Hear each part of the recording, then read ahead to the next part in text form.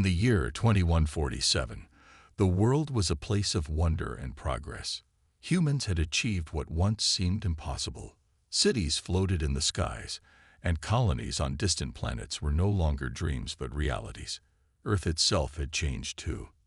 The old scars of war, the battles fought over land, power, and beliefs, had faded into history books. For decades, there had been no large-scale wars, no armies clashing, no bombs falling from the sky. It was as if humanity had finally learned to live together in peace. But Daniel Carter wasn't so sure. Daniel was a journalist, known for his sharp mind and relentless curiosity. He worked for one of the largest news networks, but he didn't care much for fame or money. What drove him was the truth.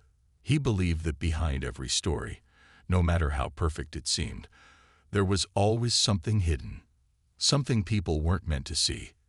And lately, Daniel couldn't shake the feeling that the world's newfound peace wasn't as simple as it appeared. It started with a tip. A source close to the government sent him a file marked classified. The file didn't say much, just a few lines about a project called Erebus. There were dates, names, and strange phrases like behavioral modification and global compliance. At first glance, it seemed like nonsense, but when Daniel dug deeper, he found patterns. Old news articles mentioned sudden drops in crime rates across the globe. Medical journals talked about new treatments for anger and aggression that became mandatory for everyone. Something wasn't adding up. One evening, Daniel sat alone in his small apartment, staring at the glowing screen of his computer. His desk was cluttered with papers, empty coffee cups, and notes scribbled in haste. Outside, the city buzzed with life. Hovercars zipped through the air. Neon lights reflected off glass buildings, and people laughed as they walked home from work. But inside, Daniel felt uneasy. Peace should have felt good, right? So why did it feel like a heavy weight pressing down on him? He decided to reach out to someone who might know more. Rachel Monroe had been a name whispered in hushed tones during his research. Once a brilliant military strategist, she had vanished from public life years ago after resigning from her position.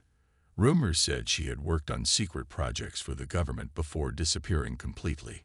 Daniel tracked her down to a remote cabin in the Appalachian Mountains. After sending her a carefully worded message explaining his intentions, he waited anxiously for a reply. To his surprise, Rachel agreed to meet him. When Daniel arrived at the cabin, he found her sitting on the porch, staring out at the dense forest surrounding her home. She looked older than the pictures he'd seen, her hair streaked with gray, her face lined with worry. But her eyes were sharp, studying him as he approached. "You're either very brave or very stupid," Rachel said, her voice calm but firm.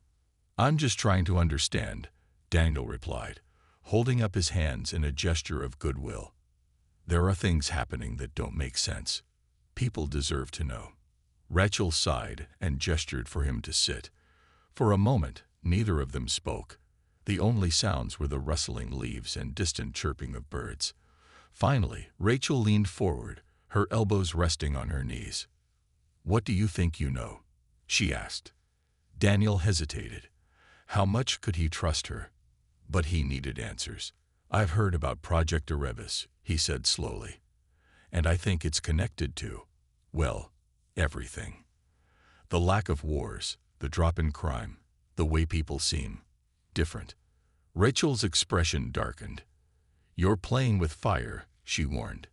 "If you keep digging, you'll burn yourself, and maybe others." Her words sent a chill down Daniel's spine, but he pressed on. "Then help me understand. Why is the world like this now? Is it really because we've evolved, or is there something else?" Rachel stared at him for a long time, weighing her options. Then she stood up and disappeared into the cabin. When she returned, she held a small, worn-out folder.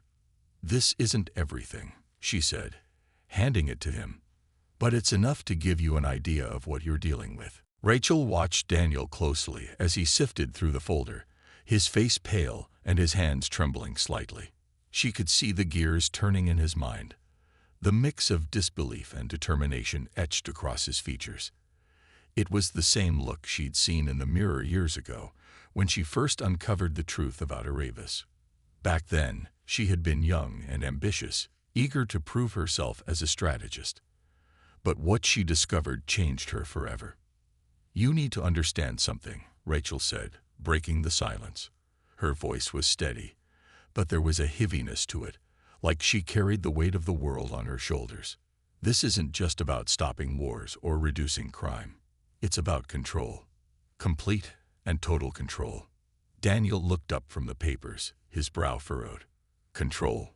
You mean they're using these implants to manipulate people?" Rachel nodded slowly. "Not everyone realizes it, of course. Most people think they're free. Free to choose, free to feel, free to act. But the reality is much darker.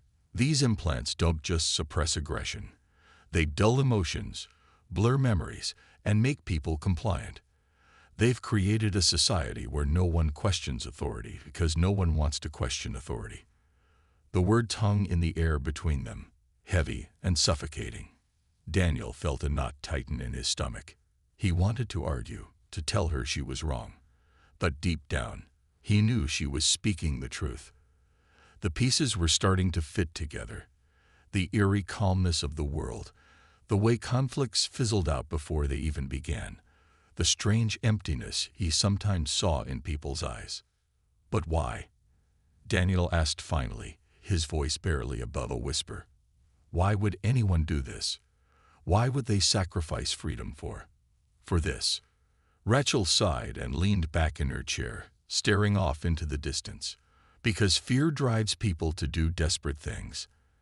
After the Great Collapse, a war that nearly wiped out humanity, they decided enough was enough. Governments, corporations, scientists, they all came together with one goal: to ensure nothing like that ever happened again. At first, it sounded noble. Who wouldn't want peace? But somewhere along the way, the line between protection and control got blurred." She paused, her gaze shifting to Daniel. "And once you start down that path, there's no going back. The people in charge, they convinced themselves it was for the greater good. That sacrificing a little freedom was worth saving billions of lives. But power corrupts, Daniel. Always has, always will." For a moment, neither of them spoke. The forest around them seemed quieter now, as if nature itself was holding its breath. Daniel tried to process everything Rachel had told him. It was overwhelming, almost too much to comprehend. Yet, at the same time, it explained so much. The lack of dissent, the absence of passion in people's voices, the way the world felt. Hollow. "What happened to you?" Daniel asked suddenly, his tone softer. "You said you worked on this project. How did you end up here, living in the middle of nowhere?" Rachel hesitated, her fingers tracing the edge of the wooden table. "I was part of the team that developed the technology. We called it the solution. At first, I believed in it. I really did. I thought we were making the world better. But then I started seeing the side effects. People losing their sense of self. Families torn apart because someone couldn't remember their loved ones. Soldiers who came back from missions completely detached, like they were ghosts walking among us." Her voice cracked, and she took a deep breath before continuing. "I tried to speak out, to warn them about what we were doing, but they didn't listen. Instead, they labeled me a threat and erased my name from the program. I disappeared before they could do worse." Daniel swallowed hard, feeling a lump rise in his throat. "And now, do you regret leaving?" Daniel left Rachel's cabin with a sense of purpose that outweighed his fear. He carried the folder she had given him. Its contents burned into his mind like a map leading to something monstrous. The research facility in Nevada was his next destination, but he knew he couldn't go alone. This wasn't just a story anymore. It was a mission, one that required skills beyond what he possessed. He needed help, and there was only one person he trusted enough to ask. Emily Foster lived in a cramped apartment in downtown Chicago, surrounded by wires, gadgets, and half-finished projects. She was a hacker, though she hated the term. To her, it was about solving puzzles, finding patterns where others saw chaos. Emily had met Daniel years ago when he was investigating a corporate scandal, and they had formed an unlikely partnership. While Daniel chased leads in the field, Emily worked behind the scenes, cracking codes and digging up secrets hidden in the digital ether. When Daniel arrived at her door, Emily greeted him with raised eyebrows. "You look like you've seen a ghost," she said, stepping aside to let him in. Her apartment smelled faintly of coffee and burnt circuitry, a testament to her late-night work habits. "I wish it were that simple," Daniel replied, dropping the folder onto her cluttered desk. "Take a look at this." Emily picked up the folder and flipped through the pages. Her expression shifted from curiosity to concern as she read. When she finished, she looked at Daniel, her sharp eyes narrowing. "This is bad. Like really bad. Are you sure about this?" "As sure as I can be," Daniel said, running a hand through his hair.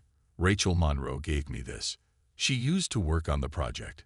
If even half of what she told me is true, we're sitting on a bombshell." Emily nodded slowly, already turning toward her computer. "Let's see what we can dig up. If these implants are as widespread as the documents suggest, there has to be some kind of trail, manufacturing records, distribution channels, maybe even internal communications." For hours, they worked side by side. Emily tapped furiously at her keyboard, pulling up databases and cross-referencing information, while Daniel scoured the documents for clues. At first, progress was slow. The files Rachel had provided were incomplete, fragmented pieces of a much larger puzzle. But then Emily stumbled upon something, a series of encrypted logs buried deep within a medical corporation server. "This looks promising," she muttered, her fingers flying across the keys. "Give me a minute." Daniel watched anxiously as lines of code scrolled across the screen. Finally, Emily leaned back in her chair with a triumphant grin. "Got it. These logs detail the production and distribution of the neural implants. They were marketed as healthcare upgrades and rolled out globally under the radar." She pulled up a map showing regions where the implants had been deployed. The scale was staggering. Entire cities, countries, even colonies on Mars and Europa were marked. Daniel felt a wave of nausea wash over him. The scope of the operation was far greater than he'd imagined. The journey to Nevada was long and tense. Daniel and Emily drove in silence for most of the way, the weight of their mission hanging over them like a storm cloud. The desert stretched endlessly around them, barren and unforgiving under the blazing sun. As they neared the coordinates Rachel had given them, the landscape became even more desolate. Dry earth cracked like old parchment, and jagged rocks jutted out of the ground like broken teeth. When they finally arrived at the facility, it looked abandoned. The building was a crumbling concrete structure, its walls stained with dust and streaked with rust. Windows were shattered or boarded up, and weeds grew through cracks in the pavement. It seemed like the kind of place time had forgotten. But both Daniel and Emily knew better than to trust appearances. If this was where Project Erebus began, there would be secrets buried deep within its walls. They parked their vehicle a safe distance away and approached on foot, keeping low to avoid being seen. Emily carried a small device that scanned for electronic signals, while Daniel held a flashlight and a notebook filled with notes from the documents Rachel had provided. Every step felt heavier than the last, as if the air itself was pressing down on them. "This place gives me the creeps," Emily muttered, glancing around nervously. "Feels like we're walking into a ghost town." "Maybe we are," Daniel replied quietly. "But ghosts don't leave trails. Let's stay focused." The front door was locked, but Emily quickly picked the lock with tools she'd brought along. Inside, the air was thick with dust and the smell of decay. The floor was littered with debris, broken furniture, scattered papers, and pieces of equipment covered in cobwebs. It was clear no one had been here in years. But as they moved deeper into the building, signs of activity began to emerge. Faded posters on the walls advertised safety protocols for handling neural implants, and metal cabinets stood open, their contents long since removed. "This is it," Emily said, her voice barely above a whisper. "This is where they did it." Daniel nodded, his heart pounding. They split up to cover more ground, each room revealing fragments of the past. In one corner, they found a pile of old lab coats, their fabric brittle with age. In another, a blackboard still bore equations scribbled in chalk, detailing how the implants worked. It was eerie, like stepping into a tomb where humanity's freedom had been buried. Then they stumbled upon something far more chilling, a recording room. Rows of audio equipment lined the walls, connected to dusty microphones and headsets. On a nearby desk, they found reels of tape labeled with dates and subject numbers. Without hesitation, Emily loaded one of the tapes into an ancient player and pressed play. The small town where Adam Grayson was last seen looked like it had been forgotten by time. Nestled in a valley surrounded by rugged hills, its streets were quiet and empty, lined with weathered buildings that leaned slightly as if tired from years of standing. A faded sign at the edge of town read "Welcome to Dry Gulch" in peeling paint, though it seemed more like a warning than an invitation. Daniel and Emily drove slowly through the main street, their eyes scanning for any sign of life. "This place feels wrong," Emily murmured, gripping the steering wheel tightly, like it's holding its breath. Daniel nodded, his gaze fixed on the boarded-up windows and overgrown sidewalks. There was something unnatural about the silence, not the peaceful kind, but the kind that made your skin crawl. It was as if the town itself knew they didn't belong there. They parked near what appeared to be the only open business, a diner with a flickering neon sign that read "Eats." Inside, the air smelled of stale coffee and burnt toast. A few locals sat at tables, their faces blank and uninterested, as Daniel and Emily approached the counter. Behind it stood a middle-aged woman with sharp eyes and a cigarette dangling from her lips. "Help you folks?" she asked, her tone clipped. "We're looking for someone," Daniel said cautiously. "A man named Adam Grayson. He might have passed through here." The woman's expression didn't change, but her hand paused mid-motion as she wiped down the counter. For a moment, she just stared at him, her gaze heavy with suspicion. Then she shrugged. "Don't know him." Emily stepped forward, flashing a friendly smile. "Are you sure? We heard he might have stayed around here for a while. Maybe rented a room or worked odd jobs." The three of them ran as fast as they could, their feet crunching against the dry earth and sharp rocks of the desert. Behind them, shouts echoed through the air, followed by the sound of boots pounding the ground. The men in uniforms were close, too close.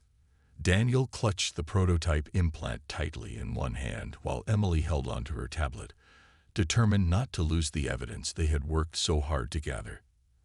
Adam led the way, his long strides carrying him ahead despite his obvious exhaustion. "We need cover," Emily panted, glancing over her shoulder. She could see flashlights bouncing in the distance, cutting through the darkness like blades. "If they catch us, it's over." "There's a cave up ahead," Adam said, pointing toward a cluster of jagged rocks jutting out of the hillside. "It's small, but it might be enough to hide us until they pass." They pushed themselves harder, their lungs burning as they scrambled up the uneven terrain. When they reached the mouth of the cave, Adam motioned for them to stay low. Inside, the space was cramped and smelled of damp earth, but it offered some protection from prying eyes. They crouched together, barely daring to breathe as the sound of footsteps grew louder outside. For several tense minutes, they listened as the men searched the area. Voices called back and forth, muffled but urgent. Occasionally, a beam of light swept past the entrance of the cave, making Emily flinch. She gripped Daniel's arm tightly, her knuckles white. If they were discovered, there would be no escape. Finally, the sounds began to fade. The men moved farther away, their shouts growing distant until silence returned to the desert. Adam waited a few more moments before peeking outside to make sure the coast was clear. "They're gone. For now," he whispered, relief washing over his face. "But we can't stay here. They'll regroup and come back." Daniel nodded, still clutching the prototype. Where do we go next? We can't keep running forever. Adam hesitated, his expression grim. There's someone who might be able to help. A former scientist named Laura Bennett. She used to work on Erebus, but quit when she realized what they were doing. She lives off-grid too, but she has resources and connections. Emily pulled up a map on her tablet, her fingers trembling slightly as she typed. If we head northeast, we can reach her place by morning. But we'll need transportation. Those SUVs will have trackers or checkpoints waiting for us if we try to use the main roads. Then we take the back roads, Adam said firmly. It'll be slower, but safer. With no other options, they agreed to move quickly. Leaving the cave, they kept to the shadows, avoiding open areas where they might be spotted. After an hour of careful navigation, they stumbled upon an old pickup truck hidden behind a cluster of bushes. It looked abandoned, its paint faded and tires nearly flat, but Adam inspected it closely. "This'll do," he muttered, popping the hood. "Help me get it started." Between the three of them, they managed to coax the engine to life with a sputtering roar. The noise made them cringe, but there was no time to waste. Piling into the truck, they sped off into the night, sticking to dirt paths and unmarked trails to avoid detection. By dawn, they'd reached Laura Bennett's location, a remote cabin nestled deep within a forest. Smoke curled lazily from the chimney, and chickens pecked at the ground near the porch. The scene was peaceful, almost idyllic, but none of them let their guard down. Adam knocked on the door, his hand resting on a pocket knife just in case. After a moment, the door creaked open, revealing a woman in her 50s with graying hair tied back in a loose braid. Her eyes widened when she saw Adam, recognition flickering across her face. "Adam Grayson?" she asked, her voice tinged with disbelief. "What are you doing here?" "We need your help," Adam said without preamble.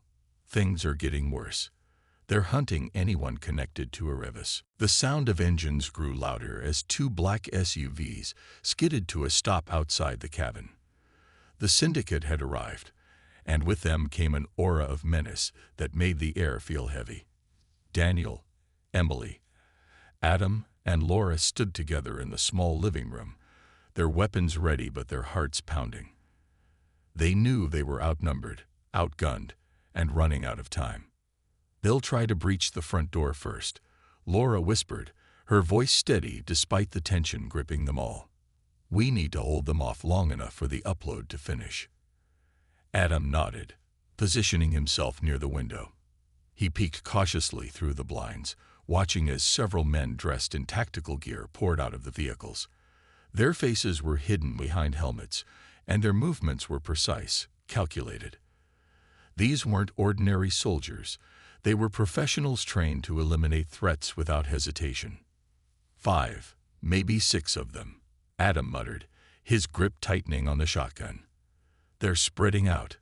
Looks like they're planning to surround us." Emily glanced at the computer screen, where the progress bar for the upload was still inching forward. "We've got 3 minutes left," she said, her voice trembling slightly. "Just 3 more minutes." Daniel moved closer to the door, holding his pistol firmly in both hands. His mind raced with thoughts of what would happen if they failed. The evidence they had worked so hard to gather would be destroyed, and the syndicate's control over humanity would remain unchallenged. He couldn't let that happen, not after everything they'd been through. The first shot shattered the calm. A bullet tore through the wooden door, splintering it and sending shards flying across the room. Everyone ducked instinctively, their ears ringing from the impact. Outside, a voice shouted orders, muffled but authoritative. "Hold your ground." Adam barked, firing a warning shot through the broken door. The loud blast echoed through the cabin, momentarily halting the attacker's advance. Laura grabbed a chair and shoved it against the damaged door, reinforcing it as best she could. "Keep them busy," she urged. "If they get inside before the upload finishes, it's over." Another volley of bullets struck the walls and windows, forcing them to stay low. Glass shattered, and fragments rained down onto the floor. Emily crouched behind the couch, clutching her taser while keeping one eye on the computer. The progress bar was halfway full now. 2 minutes left. They're coming in. Adam warned as he spotted movement near the side of the house. 2 men were attempting to break through a window, their silhouettes visible against the morning light. Without hesitation, Adam fired again, this time hitting one of the intruders squarely in the chest. The man fell backward with a grunt, his companion retreating hastily. But reinforcements quickly filled the gap. More shots rang out, and the cabin seemed to shake under the barrage of gunfire. Dust filled the air, making it hard to see or breathe. Despite the chaos, Daniel remained focused. He aimed carefully and fired back whenever he caught sight of a target. Each shot felt like a gamble, but every second bought them precious time. 1 minute, Emily called out, her voice strained but hopeful. She risked a glance at the screen again, her fingers crossed that the upload wouldn't falter. Outside, the attackers redoubled their efforts, throwing themselves at the barricaded entrance. The door groaned under the pressure, its hinges threatening to give way. "We can't hold them much longer," Daniel shouted, reloading his pistol with shaking hands. Sweat dripped down his face, mixing with the dust that coated his skin. His arms ached from the recoil of repeated firing, but he forced himself to keep going. The flames inside the cabin grew fiercer, consuming the walls and furniture with a voracious hunger. Smoke filled the air, choking them and stinging their eyes. Outside, the syndicate's forces pressed harder, their shouts growing louder as they realized the fire was slowing their advance. But Daniel, Emily, Adam, and Laura knew they couldn't stay in the burning cabin forever. Their mission was complete. The truth about Erebus was out, but survival now depended on one last desperate move. "We need to split up," Laura said, her voice hoarse from the smoke. "They'll focus on whoever they see first. If we go in different directions, at least some of us might make it." "No," Daniel replied firmly, shaking his head. "We stick together. We've come this far as a team. We finish it that way." Adam nodded in agreement, gripping his shotgun tightly. "She's right about one thing, though. We can't stay here. Let's head for the back door while the fire distracts them." Without waiting for further discussion, they moved quickly, staying low to avoid the worst of the smoke. The heat was unbearable, searing their skin and making every breath feel like swallowing fire. When they reached the rear exit, Adam kicked the door open, revealing a narrow path leading into the dense forest behind the cabin. The cool morning air hit them like a relief, but there was no time to savor it. Shouts from the front of the house signaled that the syndicate's men were regrouping. "Run," Laura urged, pushing Emily ahead of her. They sprinted into the woods, weaving between trees and leaping over roots and rocks. Behind them, the sound of pursuit began anew. Boots crunching leaves, branches snapping, and angry voices shouting commands. For what felt like hours they ran, their bodies pushed to the brink of exhaustion. Finally, they reached a rocky ravine, its steep sides offering some semblance of cover. Collapsing against the cold stone, they caught their breath, listening intently for signs of their pursuers. For a few precious moments, there was only silence. "They're still out there," Adam whispered, peering cautiously over the edge of the ravine. "But maybe we've bought ourselves some time." Emily pulled out her tablet, coughing as she checked the news feeds. Her face lit up with a mix of disbelief and triumph. "It's working," she said softly, showing the screen to the others. Across social media and news outlets, outrage was spreading like wildfire. Videos of the evidence they had uploaded were going viral, accompanied by headlines demanding answers.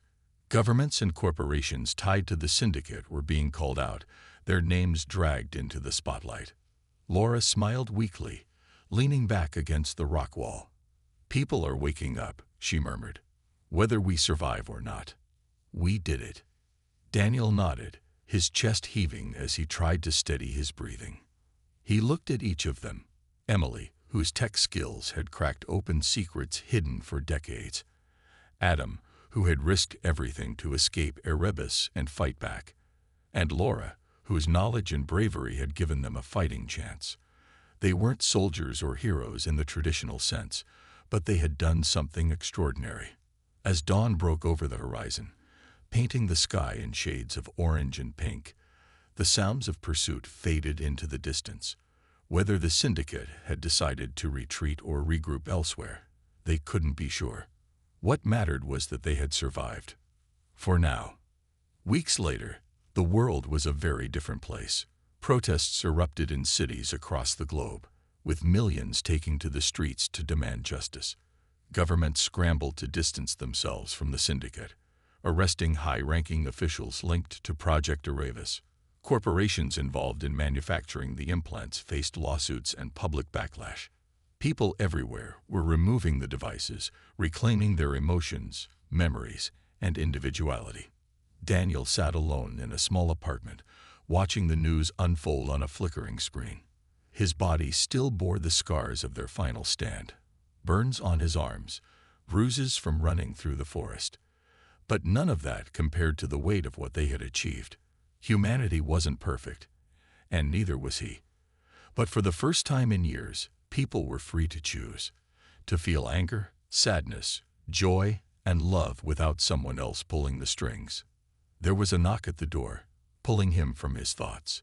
Opening it, he found Emily standing there, holding 2 cups of coffee. She smiled tentatively, her usual confidence softened by everything they had been through. "How are you holding up?" she asked, stepping inside. "I'm okay," Daniel replied honestly. "Better than I thought I'd be." "You?" "Same," she admitted, handing him a cup. "It's strange, isn't it? After all we've done, life just goes on."